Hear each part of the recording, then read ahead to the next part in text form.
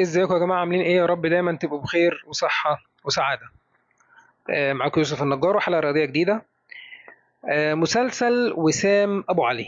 رجعنا تاني لمسلسل وسام أبو علي اللي ما بيخلصش. طبعا وسام أبو علي خلاص المفترض ان هو خلاص مشي من النادي الأهلي، والمفروض ان هو خلاص رايح الفريق الامريكي عشان يبدا الموسم الجديد.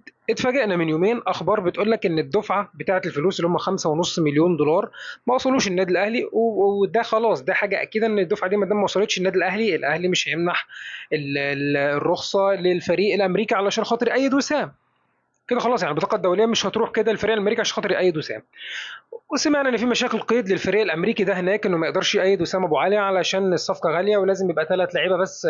هم اللي اسعارهم او تكلفتهم غاليه، لكن وسام كده رابع وهيبقى الحوار صعب وهكذا. يعني وسام ابو علي كده في النص بمعنى اصح، انه مش عارف يروح الفريق الامريكي الجديد والمفروض انه مشي من النادي الاهلي، فانا اروح فين اروح فين احنا مش عارفين. فالاهلي تحسبا راح مأيد وسام ابو علي في القائمه بتاعته. خلاص ايد وسام ابو علي علشان خاطر تحسبا ان ممكن ما يجيش مقدم التعاقد، فخلاص انت مش هتمشي، انت كده لاعب عندي فايدك بقى عشان استفيد منك. وبالفعل الموسم الانتقالات اتقفل خلاص، يعني فتره الانتقالات اتقفلت الصيفيه في مصر. وسام ابو علي حاليا لاعب في النادي الاهلي، مستمر معانا لشهر يناير او الانتقالات يناير. وسمعت كمان كلام ان اصلا الفريق الامريكي عرض وسام ابو علي اعاره 6 شهور على النادي الاهلي. مفيش مشكله خالص، يعني الكلام ده لو بجد فعلا وحقيقي يبقى حاجه كويسه جدا. اعرضوا يا باشا عليا اعاره ببلاش، يلعب عندي 6 شهور دول ببلاش، ادفع انت فلوسه وكل حاجه بقى، مفيش مشكله خالص يعني. يبقى دي مسلسل وسام ابو علي ما انتهاش. وسام ابو علي الغريب والاغرب، الصفقه الاغرب، وسام ابو علي لعب في النادي الاهلي لسه لغايه دلوقتي. حاجه حابب اتكلم فيها برضو، رضا سليم يا جماعه والوفاء. رضا سليم ده انا طبعا كده كده انا ما بعتقدش في وفاء اي لاعب حاليا خالص من بعد علي معلول. طبعا في النادي الاهلي خلاص تقريبا ما فيش وفاء لاي لاعب للتيشيرت الاحمر او في اي فريق عموما. ما فيش لاعب وفي الفريق، هو خلاص اللاعب فلوسي مصلحتي دنيتي فين بروح وراها، ما فيش مشكله خالص. بس رضا سليم راح اعاره للجيش الملكي اللي هو الفريق اللي كان قبل النادي الاهلي. ورضا سليم اي طلب كان بيطلبه النادي الاهلي بيوافق.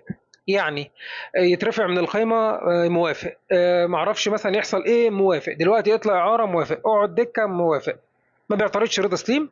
وعلى فكره يا جماعه رضا سليم جناح جامد جدا، بس للاسف مش محظوظ، او جه في فتره ممكن يكون فيها المدير الفني ما استغلوش صح. يبقى رضا سليم طلع اعاره للجيش الملكي سنه.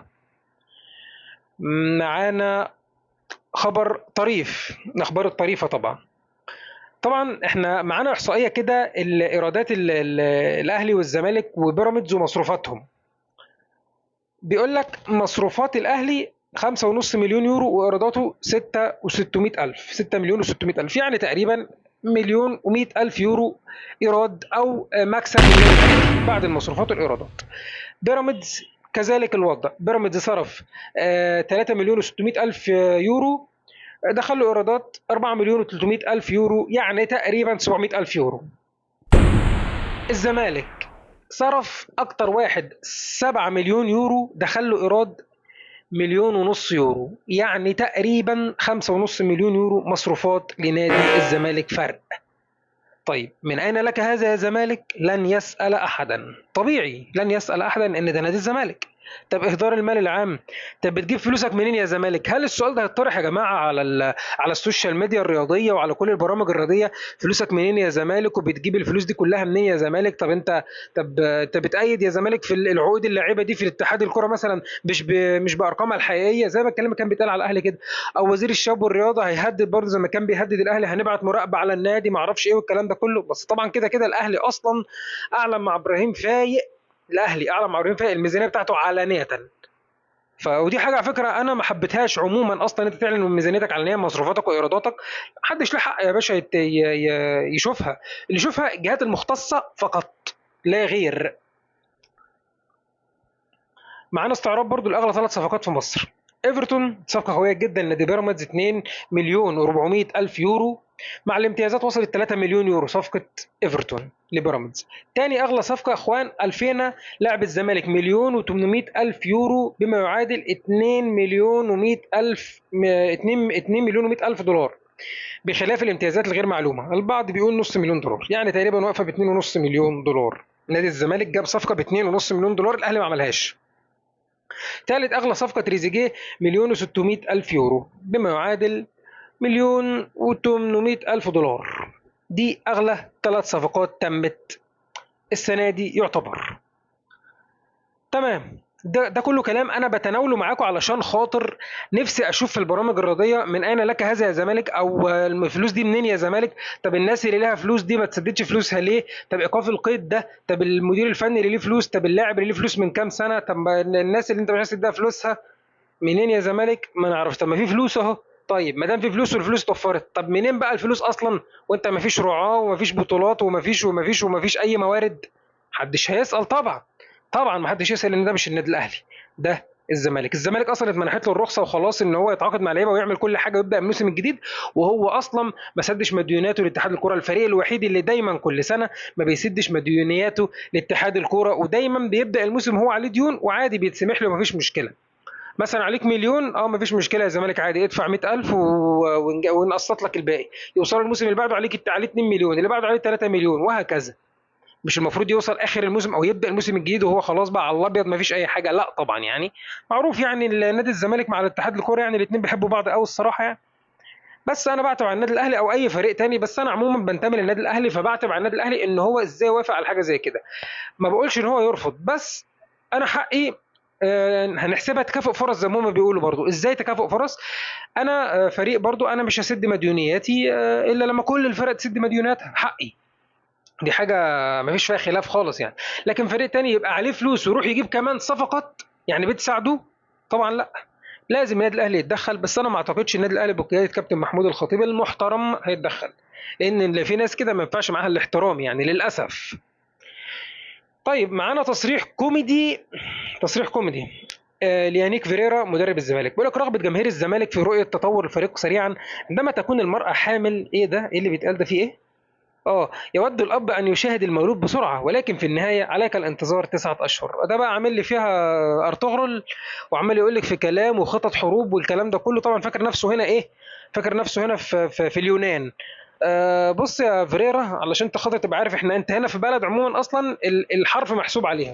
اللي حصل كالاتي بقى. مين اللي تناول الموضوع بقى؟ يعني مين اللي تناول الموضوع ده بقى؟ اكتر حد جماهير الزمالك بتموت فيه كابتن احمد شوبير طبعا. طبعا. شوف كابتن احمد شوبير وكلامه على اللي حصل. بيقول لك عاجبني قوي كلام يانيك فيريرا لجمهور الزمالك قبل بدايه الدوري لما قال عندما تكون المراه حامل يود الاب ان يشاهد المولود بسرعه، لكن عليك ان تتحلى بالصبر وتنتظر 9 اشهر.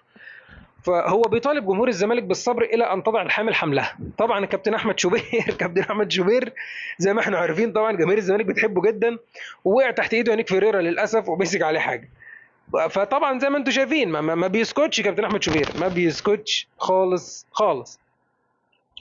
معانا برضو يا جماعة تصريحات لكابتن أحمد شوبير. برضو كان في حاجات، طبعا انتوا عارفين ان انا بقالي فترة اصلا يعني عندي اعتراض شوية على تصريحات كابتن أحمد شوبير على وسام أبو علي، او في موضوع وسام أبو علي.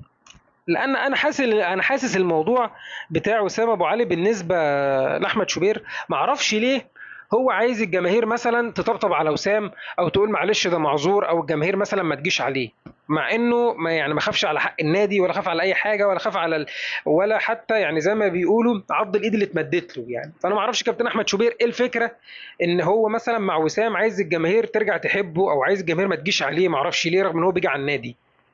قال ايه كابتن احمد شوبير؟ قال لك جمعتني مكالمه امبارح وسام ابو علي، وقال انا حزين من طريقه خروجي من الاهلي، كان نفسي اخرج من الباب الكبير، كنت حابب اني ارجع تاني في يوم من الايام واختم مشواري الكروي في الاهلي. اهو طبعا ده كلام ما ينفعش يعني. خلاص انت الموضوع انت ما تفضلش بقى تتكلم وتقول اصل انا كنت حابب، اصل انا كنت ما قعدتش ليه طالما حابب؟ ما قعدتش ليه طالما حابب؟ لا والفكره كمان الاهلي بيقول لك اصبر، جاي لك عرض، ما دام انت عايز تنفع الاهلي خلاص نفع واستنفع. جاي لك عرض من المكان الفلاني وهتاخد مبلغ كويس ومحترم زي الدوري الامريكي ويمكن اكتر، والاهلي هيستفاد اكتر ماديا يعني انت والاهلي.